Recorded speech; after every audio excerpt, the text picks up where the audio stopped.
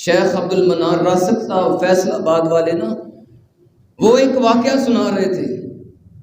فرماتے ہیں کہ ایک قاری صاحب تھے، کسی چاہنے والے نے نا رمضان کے مہینے کے اندر افطاری پہ ان کی دعوت کی۔ قاری صاحب آئے، افطاری کا وقت تھا، اکیلے بیٹھے ہوئے تھے کمرے کے اندر۔ سامنے جو ٹیبل پڑا تھا نا، اس ٹیبل کے اوپر کچھ پیسے پڑے ہوئے تھے۔ فرماتے ہیں پنکھا چل رہا تھا اور پیسے اڑ رہے تھے، نیچے گر رہے تھے۔ قاری صاحب نے ان پیسوں کو اٹھایا، ٹیبل کے اوپر قرآن مجید کا نسخہ پڑا تھا، پہلا صفحہ کھولا اور پیسوں کو ان کے اندر رکھ دیا۔ اب قاری صاحب جب چلے گئے، دعوت کھا گئے، گھر والوں کے دلوں کے اندر غلط فہمی آ گئی۔ انہوں نے کہا قاری صاحب جب گئے ہیں تو ہمارے پیسے بھی غائب ہو گئے، لگتا ہے قاری صاحب ہمارے پیسے اٹھا کے لے گئے۔ پورا سال گزر گئے۔ اگلے سال جب قاری صاحب کی پھر انہوں نے دعوت کی، قاری صاحب دعوت پہ آئے، وہ باتوں کے اندر جو پچھلے سال والی بات تھی انہوں نے کھول دی۔ قاری صاحب یاد ہوگا پچھلے سال آپ رمضان کے مہینے کے اندر ہمارے گھر میں افطاری پہ آئے تھے، تب ہمارے ادھر ٹیبل پہ نا کچھ پیسے پڑے ہوئے تھے، آپ گئے تھے تو پیسے بھی غائب ہو گئے تھے۔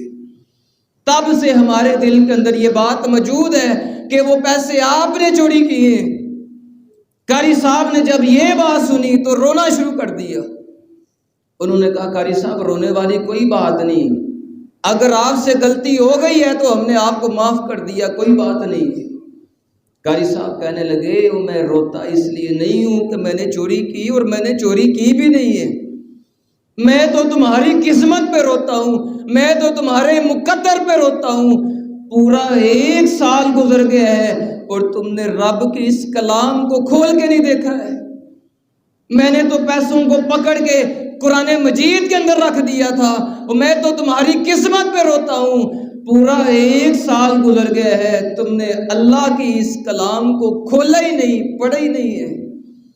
واقعتاً ایسے ہے کہ آج میں نے عرض کیا نا، کئی سال گزر جاتے ہیں، کئی ایسے لوگ ہیں جو قرآن کھول کے دیکھتے بھی نہیں ہیں۔